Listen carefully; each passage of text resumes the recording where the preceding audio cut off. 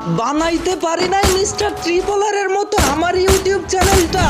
হতে পারি নাই কাব্য ভয়ের মতো গেম পেলে দিয়ে আব্বা কেডা বলার মতো সাহসটা, না আমি সিজন 2 এর তালহা গেমিং এর মতো প্রতিটা ভিডিওতেই হাসানোর জন্য পাবো অ্যাওয়ার্ডটা, পারি না আমি স্নাইপার চালাইতে কুরুল গেমিং এর মতো, আমি এক নিরুপায় ইউটিউবার রিঙ্কু ভাইয়ের মতো,